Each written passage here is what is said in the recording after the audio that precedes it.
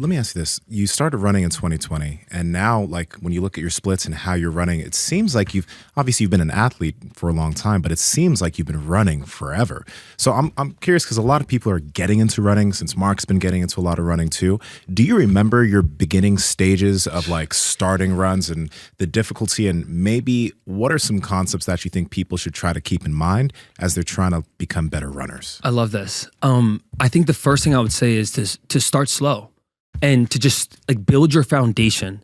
Everyone wants to look at what other people are doing and get so amazed, like, oh my God, how fast they are, or how they're able to run consecutively, or whatever it is. I think you need to start wherever your starting point is. For me, the first introduction to running for me was doing the Murph workout, 30 days. The CrossFit Murph workout?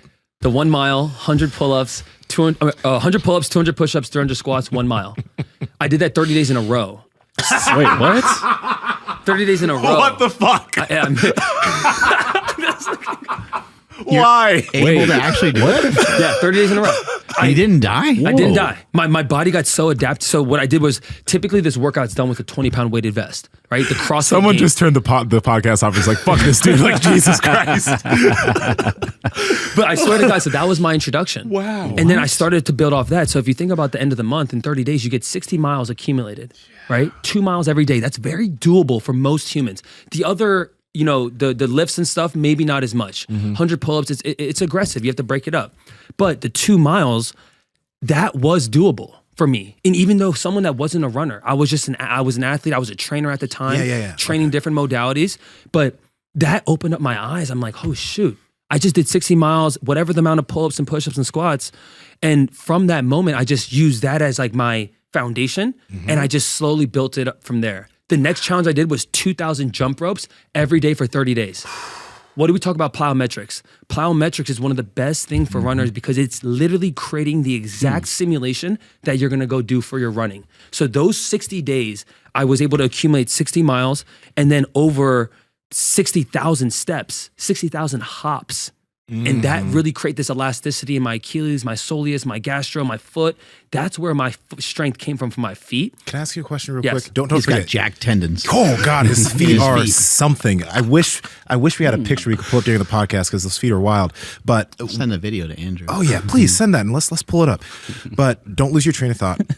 Now, I'm thinking about all the volume you're putting on your feet. And even as I started, like when we started doing this barefoot shoe thing, I had so many different little issues that came up with my feet. But do you think because you played a lot of football when you were younger, I hope we get to your childhood at some point, because even when you were in the gym and you were just sitting in that squat so casually, it's like, anyway, with your feet, right? Did anything happen where you needed to adjust? Because 2,000 jumps a day and all that mileage, you didn't need to slow down at all? You didn't need to adjust anything? Power Project family, your normal shoes are making you weak. This is why we partner with Vivo Barefoot Shoes, because they have a wide toe box, they're flat, and they're flexible. So with every single step you're taking, if you're taking a 10-minute walk outside, or when you're working out in the gym, your feet are able to do what they're supposed to do in this shoe. They have tons of options for hiking, running, training in the gym, chilling and relaxing, casual shoes for if you're out on a date. You need to check them out. And Andrew, how can they get it? Yes, that's over at vivobarefoot.com/powerproject, and you guys will receive 15% off your order automatically. Again, vivobarefoot.com/powerproject. Links to them down in the description as well as the podcast show notes. I was able to complete both of those challenges. Yeah. My calves and my feet were able to actually tolerate it. Obviously, there was levels of muscle stiffness because of just the amount of repetition and volume.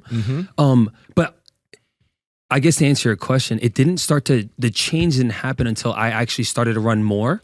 Then I started dealing with shin splints and plantar fasciitis. Okay. Like really chronic pain in both the shins and the plantar fascia. Then I was like going through this whole search of like, what do I need to change to stop this pain? Yeah. And then it goes to the second part of this is going easier on your easy days. That was the biggest epiphany for me. Every day I used to run, it was a tempo run. It was like me running at that time, it was like 7:15, 7:30. Pace was pretty fast for me on like a tempo run. And I would run every single day like that. No day was there in recovery run or an easy run. And this was just my lack of knowledge. I was just testing and trying to figure it out on the go. Yeah. But my body was breaking down because of all the volume, because of the load. So then when I started to peel it back, I'm like, hold on. Is it my foot strike? Is it the way I'm training? Is it the foot itself? Is it too much volume too fast, right? Because a lot of times when people have shin splints or plantar fascia, it's a lot of overuse, or they're ramping up their training too fast, or the shoes are just so poor that it has no cushion for them. It's one of those three things typically. So once I started switching out the shoes, I'm like, all right, well, the shoes isn't the problem. I'm switching out. At that point, I was wearing every single brand you can think of under the sun. Yeah. And I'm like, it's not the shoe. It was more my mechanics and my foundation as a runner. Then when I got a coach and I realized, they're like, dude, you did what in your last training block? And they were just shell shocked. They're like, how the hell did you make it through? And that was when I really started to realize, I'm like, hold on, I'm still such an amateur in this game. Like I really got to get myself around some smart people that have been around, that have worked with other athletes. Even though I knew I was an athlete, I couldn't just take that ego and apply it into this sport where I didn't know the knowledge. So then I just started to seek more people that were advanced in the space or just had more knowledge than me.